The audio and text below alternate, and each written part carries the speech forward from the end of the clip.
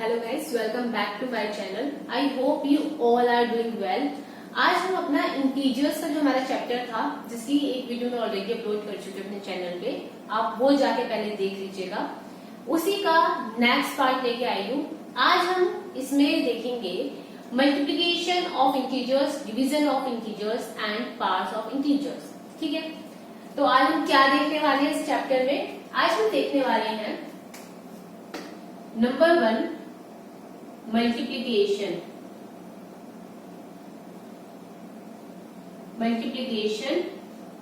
Of integers.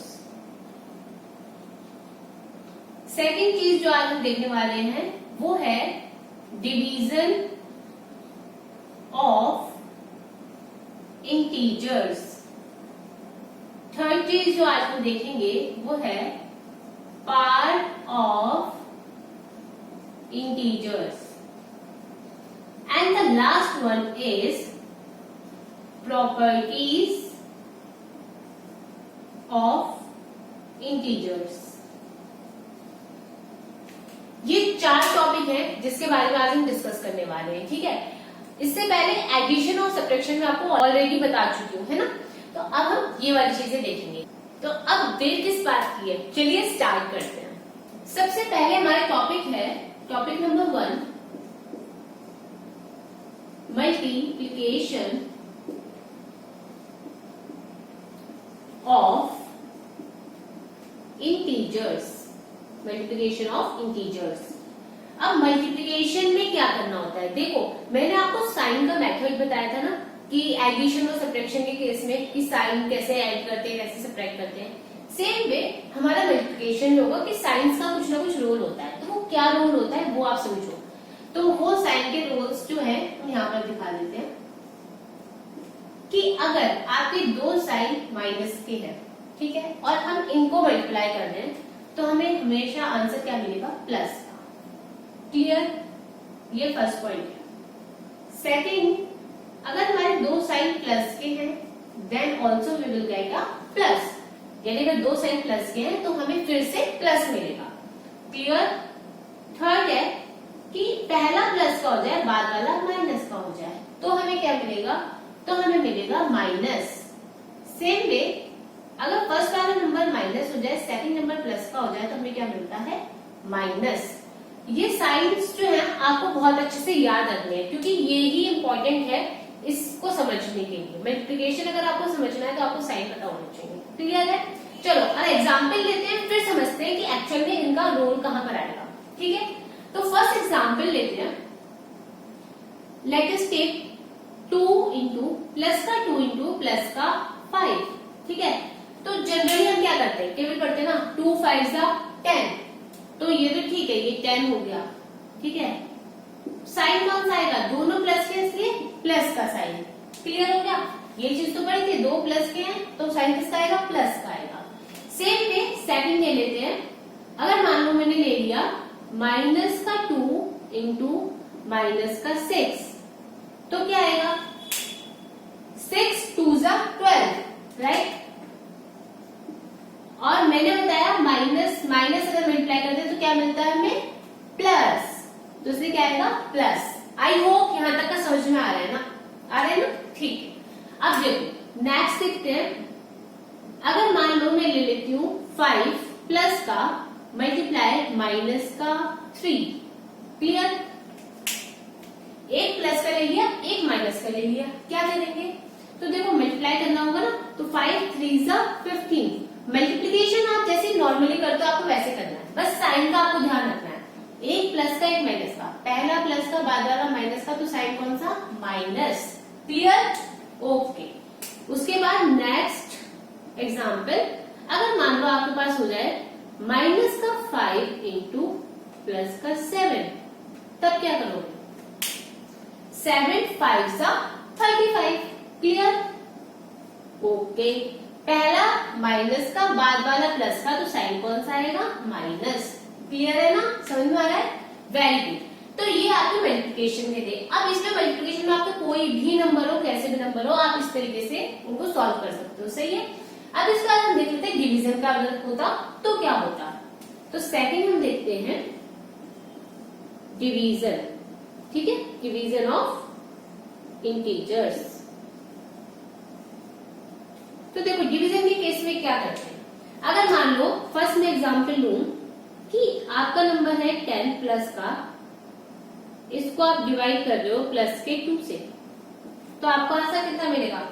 देखो 2 से 10 को डिवाइड करेंगे तो 2 5 से 10, सही है, तो 5 आया। दोनों प्लस के, साइन कौन सा आएगा? प्लस, ठीक है। ये चीज ध्यान रखना, डिवीजन और मल्टीप्लिकेशन में यही साइन काम आ जाएंगे हमारे, सही है।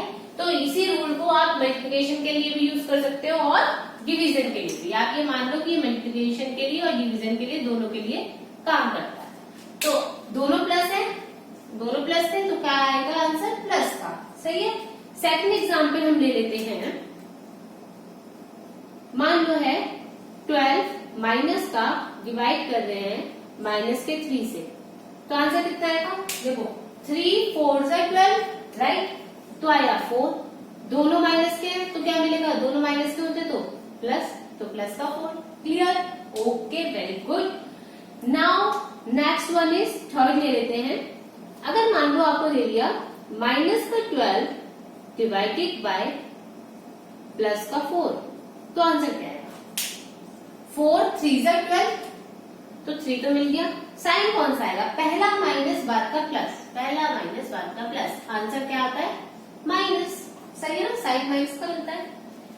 Same way and the last example is, अगर मान लीजिए हमारे पास हो जाए प्लस का 15 डिवाइड करना है माइनस के 5 से, तो हमें क्या करना होगा? तो देखो एक और एक, ये माइनस, एक माइनस का एक प्लस का, सही है। 5 3 जा 15, पहला प्लस का बाद का माइनस का, साइन कौन सा? माइनस। समझ में आया? यहाँ तक का बहुत अच्छे से क्लियर हो गया ना? यहाँ तक कोई डाउट नहीं है? Very good. अब हम इसके बाद देखते हैं powers of integers. Powers of integers क्या होती है? चलो इसको रब करते हैं, फिर आगे देखते हैं। पावर ऑफ इंटीजर्स समझने से पहले आप पहले ये समझो कि अगर मल्टीप्लिकेशन को आपको नंबर लाइन की हेल्प से शो करना होगा तो आप कैसे करोगे, वो भी समझ लेते हैं।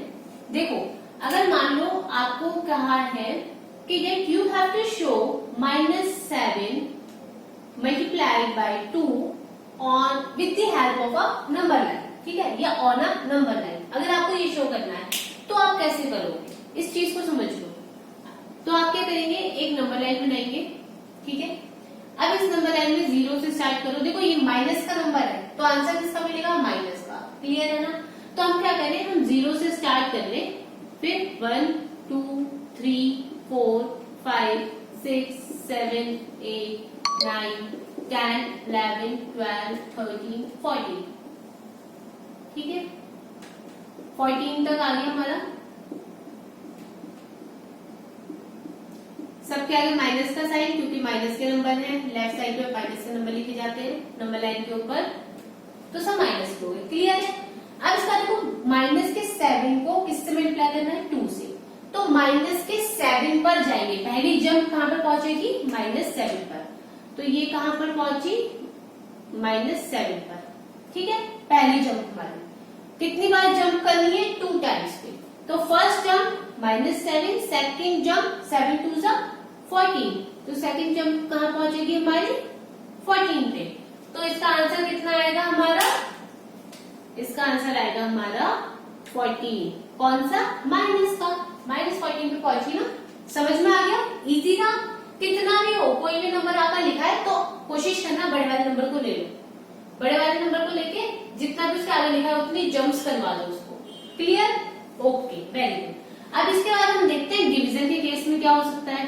अगर मान लो माइनस का 12 था, डिवाइड करना है 3 से, ठीक है, तो हम क्या करेंगे, तो भी हम एक नंबर लाइन बनाएंगे सेम वे, क्योंकि माइनस का है तो आप उसके हिसाब से बना लो, प्लस का होगा तो उस साइड बन जाएगी। प्रोसेस सेम ही रहेगा, -1 2 3 4 5 6 7 8 9 10 11 12। क्लियर? सब माइनस के हैं तो सबके आगे माइनस लगा देते हैं। ओके, तो ये आपके नंबर आपको मिल गए नंबर लाइन पे, है ना। अब क्या करना है, 12 को डिवाइड करना है। यानी जंप कहां से कहां तक पहुंची, इससे अगर देखा जाए तो यहां पर जाना है -12 तक, ये तो था, लेकिन हमें जाना किसके हिसाब से, 3 के हिसाब से जाना है, यानी 3 की जंप करनी है। तो क्या करो, तो देखो 0 से गए -3, 3 2 6, 3 3 9, 3 4 12। सही है, कितनी जंप करी, 1 2 3 4, तो इसका आंसर कितना आएगा 4। और किस तरफ जा रहे हैं, लेफ्ट की तरफ जा रहे हैं, आंसर कैसा, माइनस का। और इन केस नहीं भी समझ में आए कि लेफ्ट में माइनस होता है, तो ये तो पता है ना कि पहला माइनस दूसरा प्लस, तो क्या होगा माइनस, तो इसलिए माइनस का 4। आई होप ये वाली बात क्लियर हो गई। अब हम देखेंगे पावर ऑफ इंटीजर्स, ठीक है, इसको रब कर देते हैं। नेक्स्ट टॉपिक है हमारा power of integers, right. Powers of integers क्या होती है पावर। अब अगर मैं एक एग्जाम्पल लूं, मान लो मैंने करा -1 इंटू -1, तो क्या आएगा, 1 1 सा 1, माइनस माइनस क्या होता है, प्लस होता है ना, सही है। इसको मैं इस तरीके से भी तो लिख सकती थी, -1 की पावर 2 लिख सकती थी ना, -1 दो बार रिपीट हो रहा है, तब भी तो आंसर कितना आता, प्लस का 1 आता, हाँ या ना, आता ना, वेरी। हाँ जी, तो अब समझो एक बात को, -2 पे ही आया, ठीक है। अब मैं पावर बढ़ा देती हूँ, मैं कर देती हूँ 3, पावर 3 कर दी, तो इसका मतलब क्या है, -1 इंटू -1 इंटू -1, यही तो है 3 बारी। तो जब मल्टीप्लाई करोगे तो 1 1 जा 1, 1 1 जा 1 आया, माइनस माइनस क्या होता है, minus minus plus, plus minus पहला प्लस दूसरा माइनस क्या होता है माइनस, तो आंसर क्या है माइनस। अगर मैं पावर एक और बढ़ा दूं, -1 की पावर 4 कर दूं, तो यानी इस वाले में -1 से और मल्टीप्लाई करेंगे, 3 बार तो ऑलरेडी था, तो 3 बार का आंसर ये आया, 3 बार का आंसर ये, एक बार और मल्टीप्लाई कर दो, माइनस माइनस प्लस और 1 1 जा 4। तो देखो एक चीज समझ में आ रही होगी अगर ध्यान दोगे तो, कि जब हमने करी पावर 2 हमें मिला प्लस का 1, जब हमने करी पावर 3 तो हमें मिला माइनस का 1, जब हमने करी पावर 4 तो हमें फिर से मिला प्लस का 1। एक बार और चेक कर लेते हैं, अगर हम करते पावर 5 तो हमें क्या मिलेगा, प्लस का 1 तो था 4 के लिए, तो यानी -1 और चाहिएगा, क्योंकि एक और बढ़ गया ना माइनस का, प्लस माइनस माइनस, 1 1 जा 1। अब देखो फिर पावर करी 5 तो आंसर मिला -1। क्या चीज, कोई चीज दिख रही है, कोई सिमिलैरिटी दिख रही है, एक जैसा कुछ। देखो 2 है तो प्लस का नंबर है, 4 है तो प्लस का नंबर है, 3 है तो माइनस का है, 5 है तो माइनस का है। इसका मतलब यहां से हमें क्या पता चला, यहां से हमें पता चला कि अगर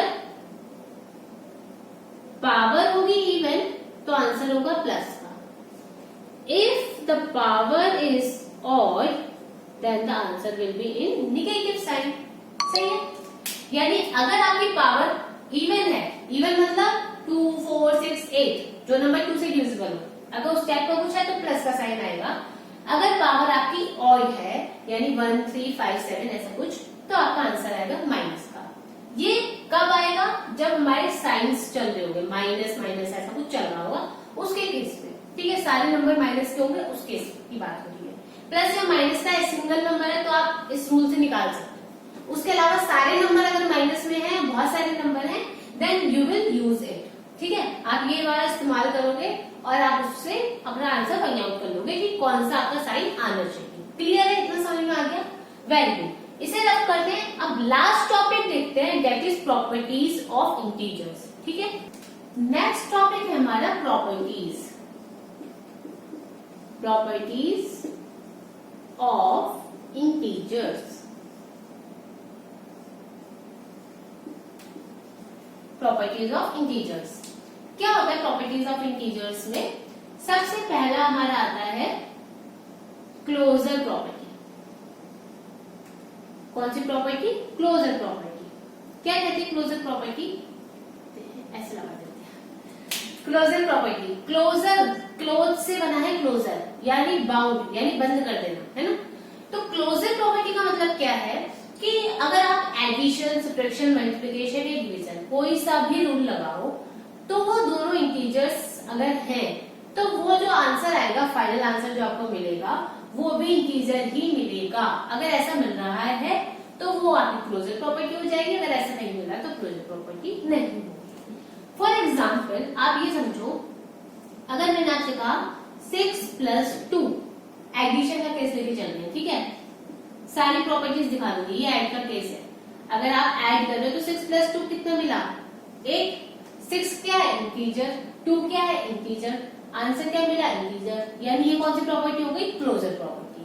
अगर यही सब्ट्रैक्शन का केस होता तो क्या करते? सब्ट्रैक्शन के केस में मान लो हम इसी को एग्जांपल ले लेते हैं, 6 - 2। 6 इंटीजर है, 2 भी इंटीजर है। अगर 6 - 2 करोगे तो आएगा 4, तो 4 भी एक इंटीजर आएगा। अगर आ रहा है तो क्लोजर प्रॉपर्टी, 4 इंटीजर होता है तो क्लोजर हो गई। ऐड हो गया, सब्ट्रैक्ट हो गया, इसके बाद कर दो डिवाइड। डिवीजन का केस, 6 को डिवाइड करना है 2 से। 6 इंटीजर, 2 भी इंटीजर, तो 2 × 3 = 6, तो 3 जो आया वो भी क्या हो गया? एक इंटीजर हो गया। अब कर दो मल्टीप्लीकेशन, 6 इंटीजर है, मल्टीप्लाई करेंगे 2 जो कि एक और इंटीजर था, तो आंसर हमें मिलेगा 12 जो कि एक और इंटीजर है।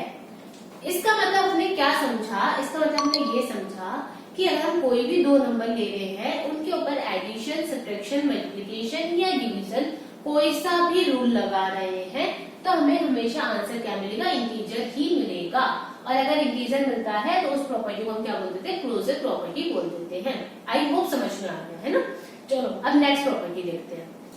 अब सेकंड प्रॉपर्टी आपकी है कम्यूटेटिव प्रॉपर्टी। कम्यूटेटिव प्रॉपर्टी, ठीक है। कम्यूटेटिव प्रॉपर्टी का मतलब क्या है कि अगर आप ये जो दो नंबर है इनकी प्लेस बदल दो तो उसका क्या होगा? अगर मान लो आप लिख रहे हो 2 + 3 और अगर आपने लिख दिया 3 + 2, अब अगर इन दोनों की वैल्यूज सेम है तो इसका मतलब क्या हो जाएगा? कम्यूटेटिव हो जाएगा। मतलब आंसर चेंज नहीं होना चाहिए। जैसे 2 + 3 करा तो 5 आया, 3 + 2 करा तब भी 5 आया। अगर आंसर बराबर है तो कम्यूटेटिव, अगर आंसर बराबर नहीं है तो नॉन कम्यूटेटिव। ठीक है, समझ में आ गया ना। आपको क्या करना है? आपको जो भी आप आंसर निकालो उनकी पोजीशन बदल दो। अब ये तो एडिशन के केस में था। अब अगर मल्टीप्लाई कर रहे होते, मान लो 2 × 3 कर रहे होते तो कितना मिलता? 6 मिल जाता ना। 2 × 3 = 6। सेम वे अगर 3 × 2 करेंगे तब भी हमें क्या मिलेगा? हमें मिलेगा 6। ये दोनों 6 बराबर हो गए, यानी ये भी कम्यूटेटिव हो गई। सही है। अब अगर आप कर रहे हो इन दोनों के अलावा सब्ट्रैक्शन तो क्या होगा? सब्ट्रैक्शन में देखो आंसर चेंज हो जाएगा। 3 - 2, ठीक है, और यहाँ पर आपने कर दिया 2 - 3। 3 में से 2 क्या आया? 1। 2 में से 3 क्या आया? 1। पर ये माइनस का ये प्लस का, तो आंसर का साइन आएगा माइनस। देखो ये यहाँ पर दिख नहीं रहा है, इधर लिख देते हैं।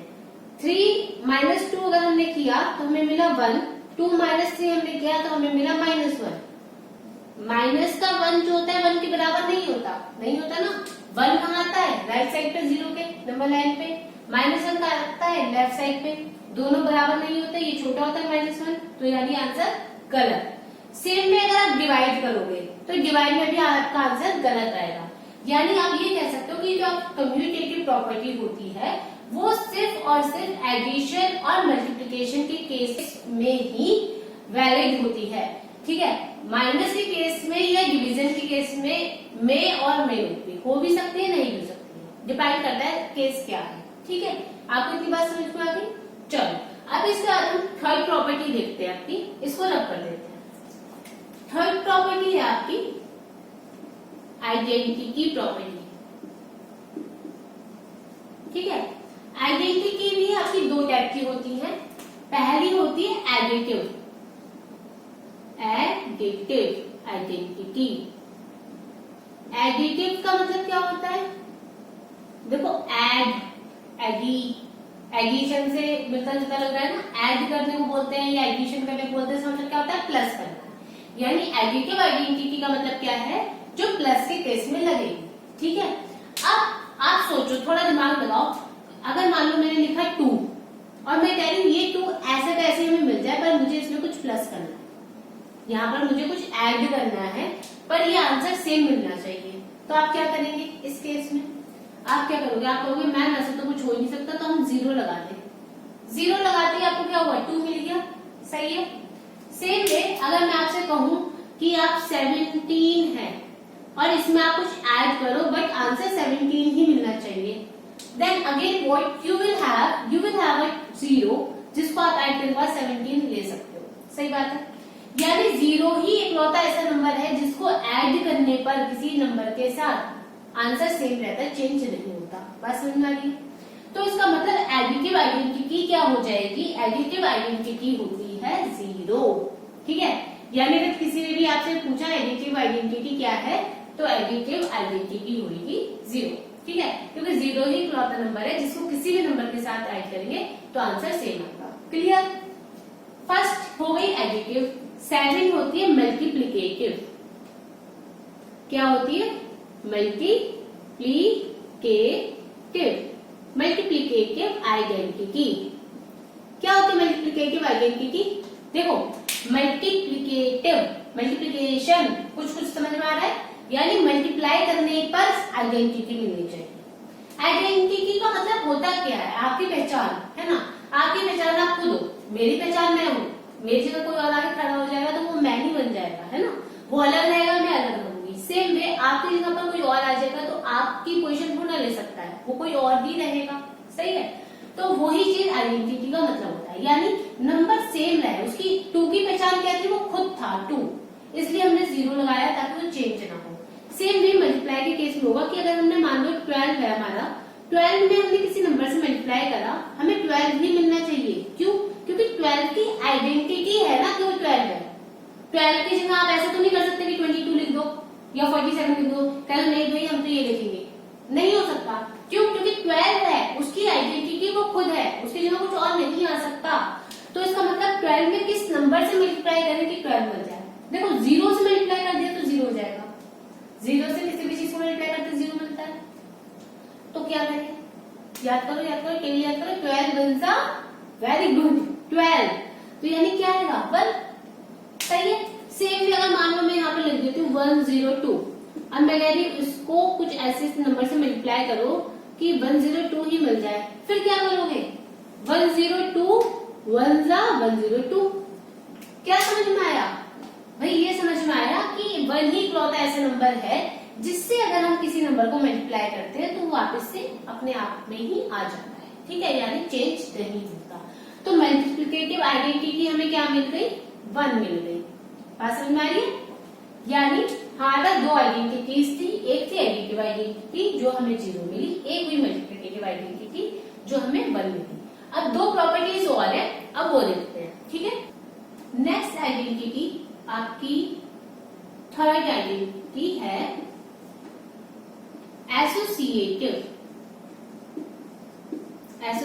प्रॉपर्टी। एसोसिएटिव क्या होती है?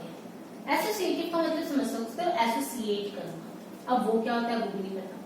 तो एसोसिएट का मतलब होता है, ऐसा समझ लो कि आपको एसोसिएटिव में 3 नंबर दिए होंगे। ठीक है, A B C, इस टाइप से 3 नंबर दिए होंगे। इन 3 नंबर को आप ऐड या सब्ट्रैक्ट करके आप देखोगे तो फाइनल आंसर भी सेम आएगा। कैसे? वो समझो। अगर मान लो मैंने पहला वाला और दूसरा वाला और तीसरा वाला ऐसे ऐड करके लिखा, पर मैं पहले दोनों को ऐड कर लूं और फिर बाद में फाइनल आंसर के साथ C को ऐड करूं, ठीक? या फिर मैं ऐसे करूं कि मैं पहले वाले को A को छोड़ दूं और बाद के दोनों को ऐड करूं, तो मेरा आंसर हमेशा सेम आएगा। अगर सेम आता है तो वो एसोसिएटिव, अगर सेम नहीं आता है तो वो नॉन एसोसिएटिव। समझ में आ गया? एडिशन का केस लिया यहाँ पर मैंने, आप चाहो तो मल्टीप्लिकेशन का भी केस ले सकते हो। ठीक है, सेम में यहाँ पर माइनस के केस में और डिवीजन के केस में मे और मे नॉट भी हो जाएगा। ठीक है, अगर आप ये वाला केस लेके देखते हो तो इसमें देखो क्या करो, मैं नंबर दे देती हूँ। मान लो A को दे दिया 2, B को दे दिया 1 और C को दे दिया 3। ठीक है, अब पुट करो। A की जगह क्या है 2, B की जगह क्या है 1, C की जगह पर क्या है 3। सॉल्व करते हैं। 2 + 1 3, 3 + 3, 3 + 3 6। सही है। सेम में अब इधर करो 2 + 1 + 3, तो 3 प्लस 1 4, स्टार्टिंग में क्या चल रहा था 2, 4 प्लस 2 6, तो ये 6 तो इसके बराबर आ गई, यानी ये भी बराबर हो गया, ये भी बराबर हो गया।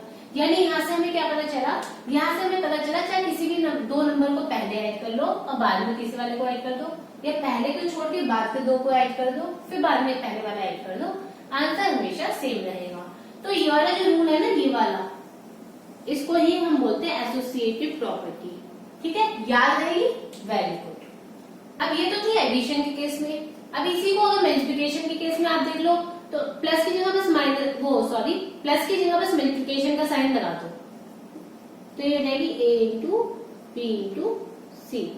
ठीक है, ये वाली जो प्रॉपर्टी हो गई ये एसोसिएटिव ही है, बस किसी केस में, मल्टीप्लिकेशन के केस में है। मल्टीप्लिकेशन के केस में क्या हो जाएगा, सेम यही सारे नंबर ले लेते हैं और देखते हैं फिर क्या होता है। देखो a की जगह था 2, b की जगह था 1, c की जगह है 3, तो 2 1 जा 2, 2 मल्टीप्लाई बाय 3, 3 2 जा 6। अब इधर करते हैं 2 मल्टीप्लाई 1 मल्टीप्लाई 3, है ना, तो 2 इंटू 3 1 जा 3, 3 2 जा 6, this is equals to this, यानी ये भी बराबर है। तो यानी मल्टीप्लिकेटिव प्रॉपर्टी भी क्या होती है, एसोसिएटिव होती है। यानी हमें क्या पता चला कि जो एडिशन है और जो मल्टीप्लिकेशन है वो एसोसिएटिव प्रॉपर्टी को फॉलो करते हैं। इतना समझ में आ गया। अब हम देखेंगे हमारी last property, that is distributive property. ठीक है, अब हमारी लास्ट प्रॉपर्टी है that is called distributive property.